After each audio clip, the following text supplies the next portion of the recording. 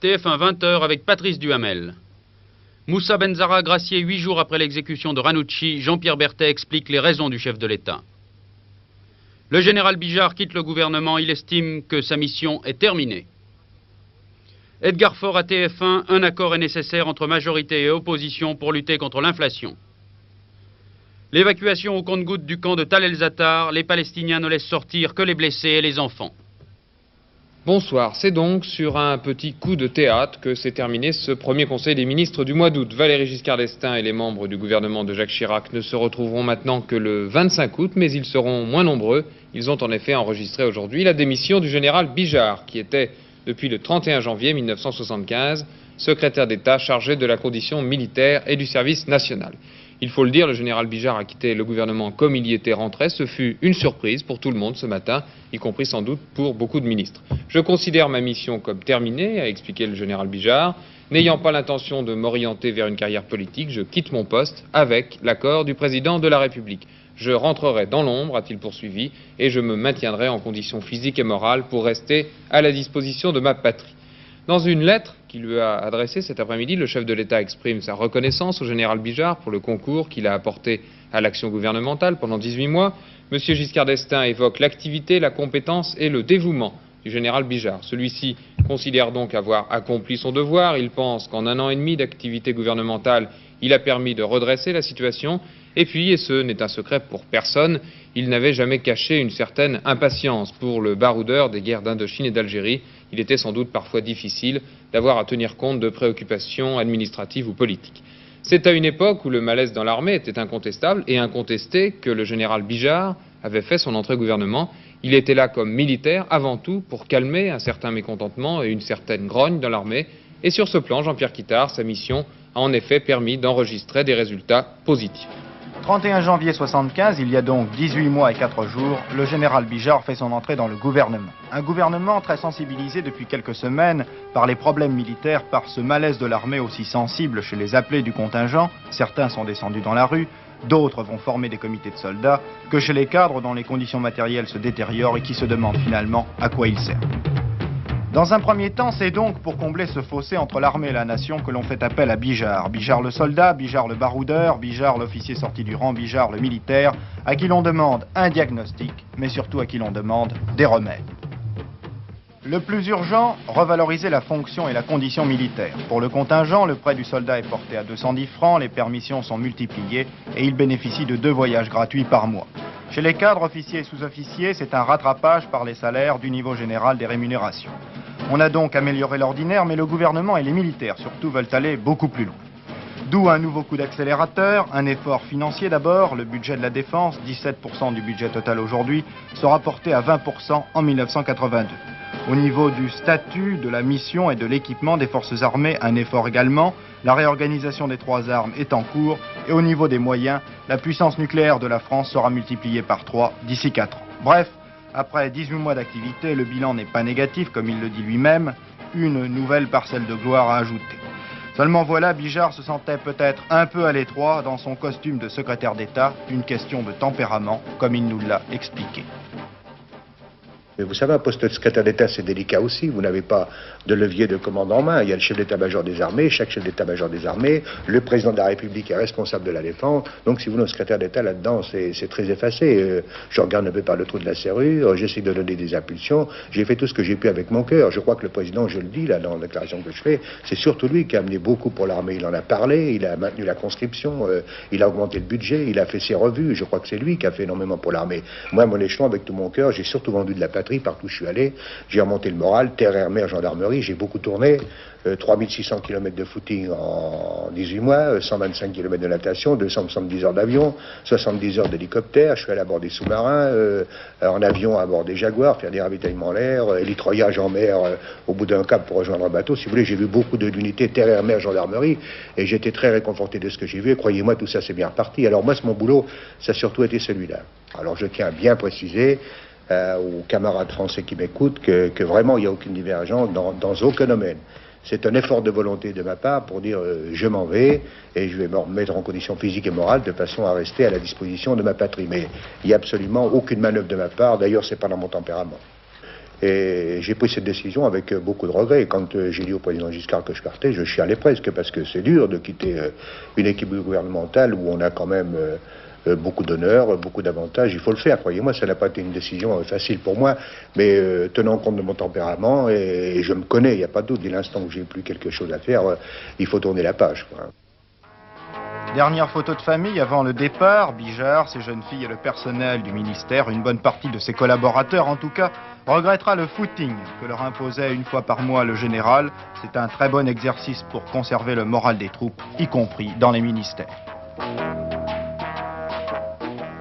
Et je crois en tout cas que beaucoup de journalistes regretteront le franc-parler du général Bijard. Le général Bijard qui va maintenant se consacrer à la rédaction d'un nouveau livre. Après Une parcelle de gloire, il va reparler de ses mémoires et des problèmes militaires. Deux réactions à noter après cette démission. M. Yvon Bourges, ministre de la Défense, regrette ce départ. L'armée va mieux, affirme M. Bourges, mais l'action continue. Il reste beaucoup à faire, dit-il encore, pour ceux qui, à tous les échelons de responsabilité, ont en charge la sécurité de la France et des Français. Charles Hernu, spécialiste des questions militaires au Parti socialiste, pense lui que cette démission soudaine a un sens politique, qu'elle traduit bien des contestations internes entre le gouvernement et l'Élysée. Je ne serais pas surpris, poursuit M. Hernu, que cette démission ait dans les mois à venir des développements nouveaux. C'est une réforme réclamée depuis plus de 30 ans par les architectes que le Conseil des ministres a mise en place ce matin. Le projet de loi sur l'architecture était en effet la revendication numéro 1 de la profession depuis 1940. Et l'on sait qu'en septembre dernier, les architectes avaient manifesté leur impatience en organisant une journée de grève, un événement peu commun pour une profession libérale. Cette réforme, adoptée à l'Élysée, pose un principe fondamental. Elle reconnaît l'utilité publique des architectes et la nécessité de leur donner une législation conforme aux réalités actuelles. Le projet prévoit également l'amélioration de la qualité des constructions et l'importance de la prise en compte des paysages et des sites. Jusqu'à présent, n'importe qui pouvait construire n'importe quoi sans demander l'intervention d'un architecte. Seuls les travaux commandés par l'État nécessitaient son concours. Ainsi, plus des 2/3 des constructions se font aujourd'hui sans architecte. Eh bien, cela devrait changer avec ce projet de loi. Désormais, les entreprises publiques, les communes, les promoteurs devront obligatoirement faire appel à un architecte pour toute construction. Seuls les particuliers continueront à s'en passer s'ils le souhaitent. Celui qui fait construire un logement ou un local pour travailler, l'artisan, l'agriculteur par exemple, pourra toujours dessiner lui-même les plans de son pavillon ou de son atelier. En revanche, et cela c'est nouveau, il lui sera possible de demander conseil à un architecte. Le projet de loi crée dans chaque département un comité d'urbanisme et d'architecture qui sera composé d'architectes évidemment et qui sera gratuit. En conséquent, il y a là tous les moyens possibles pour redonner à notre pays sa beauté architecturale.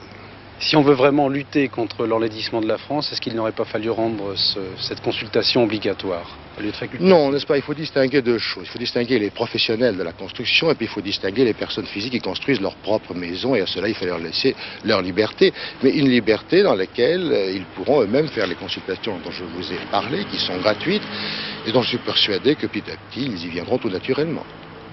Pour le gouvernement, ce projet de loi devrait améliorer la qualité de l'architecture et préserver notre environnement, notre cadre de vie. Voilà des mesures donc qui intéressent chacun d'entre nous. Mais le texte adopté ce matin au Conseil des ministres précise aussi les conditions d'exercice de la profession d'architecte. Elle reste libérale, toutefois les architectes pourront se constituer en société. Cette réforme satisfait en grande partie les 8000 intéressés, notamment le Conseil de l'Ordre. Cette réforme était attendue depuis de longues années. Dernier point à retenir de ce Conseil des ministres, le chef de l'État a tenu à faire savoir que la France maintiendrait son effort d'aide au développement des pays les moins favorisés. Malgré les difficultés financières du moment, a précisé M. Giscard d'Estaing, il s'agit d'un acte de solidarité essentiel. Valéry Giscard d'Estaing quitte Paris demain matin pour le Gabon et sa capitale, Libreville. Il a aujourd'hui rappelé à cet égard que l'aide de la France à l'Afrique était justifiée par les liens d'amitié et les liens historiques. Le fait pour la France d'affirmer que l'Afrique doit être laissée aux Africains, a dit le président de la République, a eu un très grand écho dans ce continent.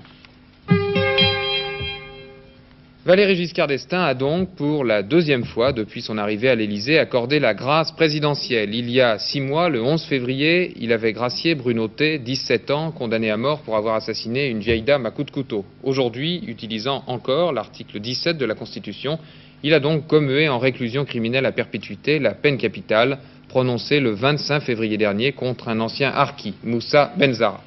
Le procès de cet Algérien d'origine naturalisé français en 1962 avait eu lieu à Dijon. Moussa Benzara, âgé de 44 ans, avait été condamné à mort pour le meurtre d'une octogénaire, Madame Marguerite Jérôme, égorgée dans la nuit du 7 au 8 avril 1974 par le criminel qui s'était enfui avec les économies de sa victime, 12 000 francs environ.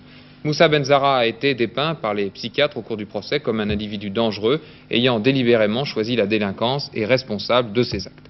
On remarque bien sûr que cette grâce présidentielle intervient moins d'une semaine après l'exécution de Christian Ranucci à la prison des Baumettes à Marseille. Pour Benzara, comme pour Ranucci, Valéry Giscard d'Estaing a agi et décidé selon sa conscience, après avoir minutieusement étudié le dossier, après avoir reçu les avocats, après avoir longuement pesé le pour et le contre, et que l'on soit adversaire ou partisan de la peine de mort, favorable ou non à l'article de la Constitution qui prévoit la grâce présidentielle, on ne peut, je crois, que respecter une décision prise en la circonstance par un homme seul, en son âme et conscience. Mais Jean-Pierre Berthet, après l'exécution de Ranucci et la grâce de Benzara, on peut se demander si M. Giscard d'Estaing n'a pas établi maintenant une sorte de doctrine concernant l'application de la peine de mort et l'utilisation de ce droit de grâce. En tout cas, je crois qu'il faut bien essayer de comprendre. Pour faire en une semaine ce double choix dramatique, M. Giscard d'Estaing a eu forcément des critères. En vertu de la Constitution, le chef de l'État n'a de compte à rendre à personne sur la manière dont il exerce son droit de grâce. Mais tout citoyen peut légitimement s'interroger sur les raisons de la clémence pour un criminel et de la fermeté absolue contre un autre. Ceci d'autant plus que les critères de différence d'horreur entre le crime de Ranucci et celui de Benzara ne sautent certainement pas aux yeux. Serait-ce que la vie d'un enfant a plus de prix que la vie d'un vieillard? L'assassinat d'une vieille femme pour la dépouiller est-il moins odieux que le meurtre apparemment sans mobile d'une fillette? Il se trouve que M. Giscard d'Estaing avait réuni ces deux types de crimes dans la même condamnation il y a quelques mois. Parmi les violences inadmissibles, il avait cité précisément les rapts prémédités d'enfants suivis de meurtres, c'était le crime de Ranucci, et les agressions de personnes âgées isolées pour leur soustraire leurs malheureuses économies, c'est le crime de Benzara. Alors, il faut sans doute chercher l'explication du choix de M. Giscard d'Estaing dans la nouvelle définition du droit de grâce donnée par lui-même en avril dernier et qui était passée un peu inaperçue. Alors je la rappelle. Un droit d'atténuation pour des raisons, des motifs humanitaires. Il y a eu dans la vie de Benzara une épreuve douloureuse qui a pu faciliter son glissement vers la criminalité. Il appartient à cette petite communauté qui a choisi la France contre l'Algérie, sa mère patrie.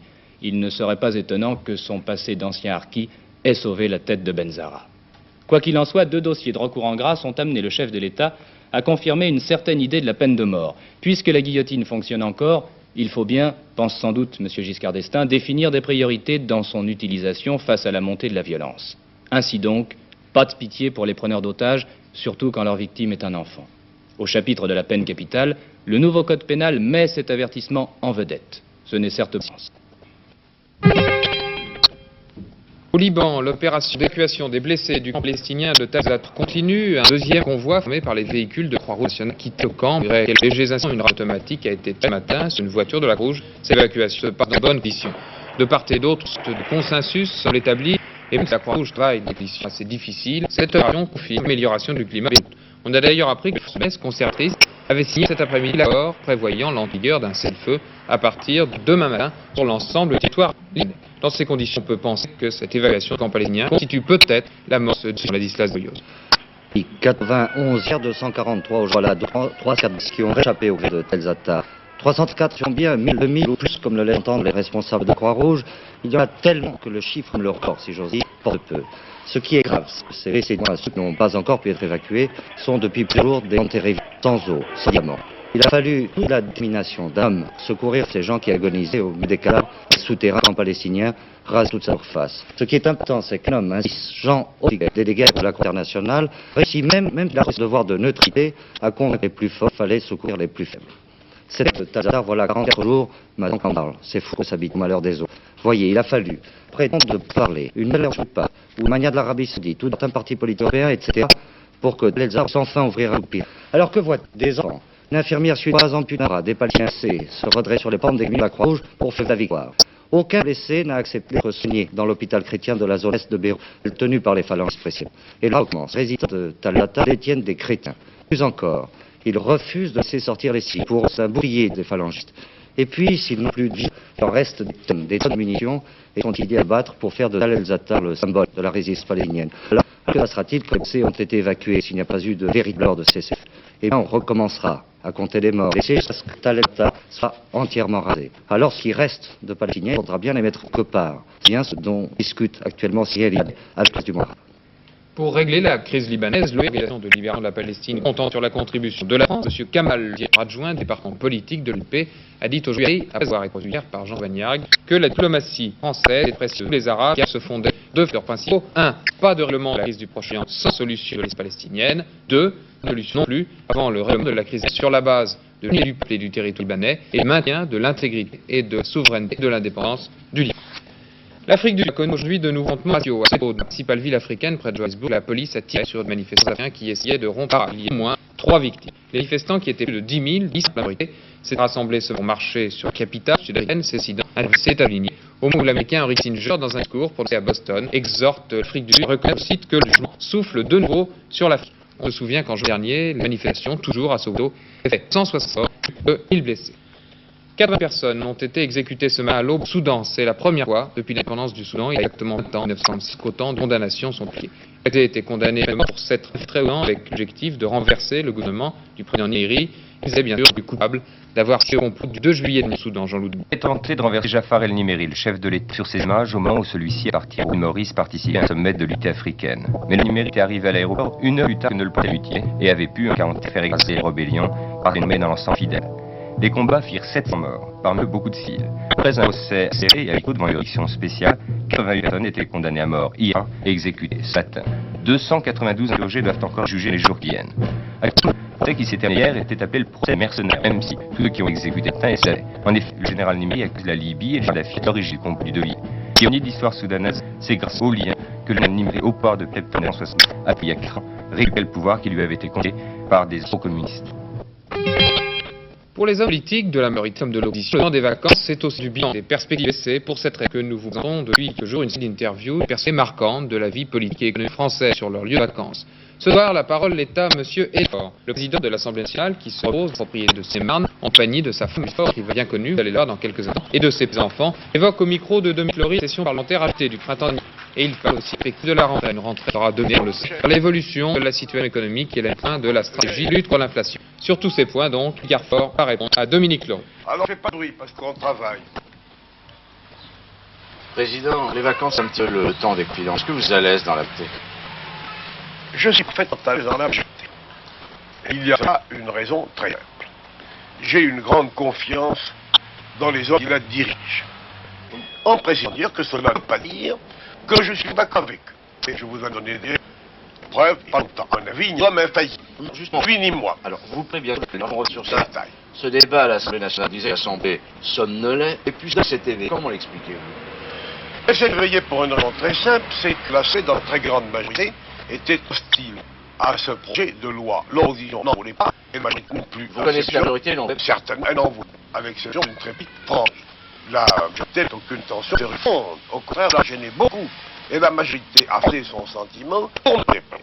Le président de la République est premier. Donc la majorité a voté un projet. Il n'approuvait pas simplement plaire au président de la République. Il a eu effet ascendant du président de la République et du gouvernement. Parce que le régime actuel, en dehors des l'ascendant du président de la République, est toujours extraordinaire. Et dans la majorité, il est difficile de résister à cet ascendant. Alors quand voulez-vous qu'une petite majorité puisse résister à un souhait très vigoureux de la part du pouvoir? Oui, mais c'est démocratiquement. Eh bien, il y a en effet un danger. Et nous ne sommes pas arrivés, il faut bien un point d'équilibre entre le pouvoir exécutif et le pouvoir législatif. Vous retrouvez les Garfort contestataires? Non, pas du tout, au contraire, je souhaite des pouvoirs. La charge des pouvoirs et l'équilibre. Ce que les Anglo s'appellent Eisenbahn. Aucun des faits. Donc, le président ne peut pas délier tout ça.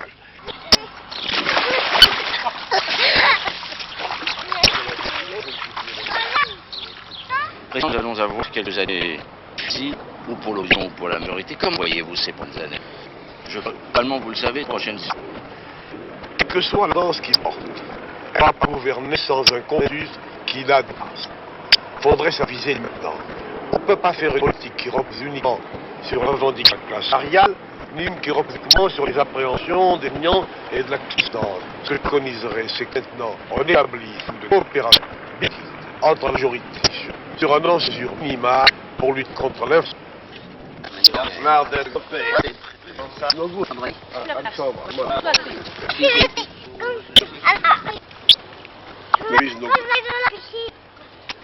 Vous aimez que Joël Popeux se ressemble avec Jean-Louis Burgat dans les informations. C'est une information que je reçois à l'instant. Les incidents viennent de se produire dans la courture d'Alence entre les cultivateurs et les forces de l'ordre. 3 CRS d'un capitaine sérieusement blessé, un temps et un enfant de 10. Tout ce que je possède de temps comme information sur cette affaire. Santiago Carrero, secrétaire du Parti communiste d'Espagne, aujourd'hui, M. Jean-Marc, on sait quelque chose sur ce que ce sont les deux hommes. Ils ont été mis situation dans leurs respectifs. M. Santiago devrait, selon sa formation, entrer très prochainement et officiellement en Espagne. Trafic réduit de moitié pour les compagnies aériennes françaises. Aujourd'hui, la pilote de ligne suivi termine ce soir. En revanche, demain jeudi et jusqu'à samedi, des agents de SNCF dans le Midi-France appellent des syndicats CGT. Ces grèves ne devraient pas être importants pour le trafic voyageurs grand ligne, mais pour perdre le trafic des rails et des trains omnibus. Environ 100 000 personnes peuvent être contaminées par le terrible gaz toxique TCD autour de l'aile de Céveso. Les gens ont en effet calculé que le nuage est de localités dans un rayon de 7 km. On est plus inquiet des femmes enceintes qui seront obligées de se soumettre à cette médicale régulière. Certaines d'entre elles ont déjà décidé de faire avorter. C'est d'ailleurs aussitôt de lancer une action du gouvernement qui affirme en opposition à tout avortement, même les femmes contaminées par le gaz toxique. Demain, le dimanche à 13h, vous pourrez le reportage complet de notre spécial en Italie, Jean-Paul sur cette affaire, l'une des plus terribles pollutions de ces 20 dernières années en Europe. Un autre communiqué du Vatican annonce aujourd'hui que le pape a sanctionné un prêtre qui s'était rallié publiquement au Parti communiste lors des dernières élections italiennes. Le père Giovanni Franzoni a été laïque. C'était presque devenu un tic chez lui. Qu'un journal était mis en enquête, il l'a quitté. C'était ainsi constitué un véritable tir de presse. S'appelait Lord Comfy. Il était mort aujourd'hui à l'âge de 42 ans. Lord possédait 148 jours et 138 gaines pour le part en gagne. Il a même posé un jour en plaisantant à un chef de lui acheter Pravda. Je recommande à mes journalistes, disait-il, de dire la vérité, de ne pas s'inquiéter de mon intérêt personnel. Vigilance maintenue à Pékin, les risques de tremblement de terre semblent s'éloigner plus ou moins. Les habitants n'ont pas autant rien à la maison. La communauté européenne a proposé aujourd'hui en assistance au gouvernement chinois. Pratiquement pouvoir trouver les 50 touristes emportés par le canyon Thompson, le Colorado. Les sauveteurs ont identifié 80 cadavres. Les autorités ont abandonné toute recherche. Regardez les images. L'Aspaman en jeu au cours d'un meeting aérien devant le royaume et son épouse. Un meilleur pilote Grobassi américain écrasé avec son avion à quelques centaines de mètres souverain jordanien. Le pilote est tué où? On ne connaît pas encore la cause exacte de cette histoire. Enfin, il y a pour les trotteurs, 17 départ ce prix de La Haye. Enterron me signale qu'il a un petit faible pour le Colomba 2 et pour le 3 Feu Violet. Le temps est ensoleillé. Aujourd'hui, les températures légères hausses et prises entre 10 et 28 degrés. Demain, il restera chaud et ensoleillé ce temps. Les ondes des nuages passagers du nord, Alsace, d'Ora, de l'Aquitaine à Méditerranée. En Bretagne, les courants de la 6e course en solide organisée par notre confrère retrouveront en principe un temps radieux à avoir quitté la Bourdie pour la destination de Rosguir. Une première étape difficile pour ces vents qui doivent donc diriger tout seul le bateau pour un équipage de plusieurs personnes. Parmi les phares, l'aurore Asleno, Chalira, Narpala, encore Gornou, avec les larges succès d'aurore tout au long de l'épreuve. Nous verrons sur les performances de ces 20 solitaires, sur les péripéties diverses, sur les difficultés que vont montrer concurrents. Le journal est terminé. Nous informons avec Jean-Pierre Naud vers 23h15. Merci de votre attention.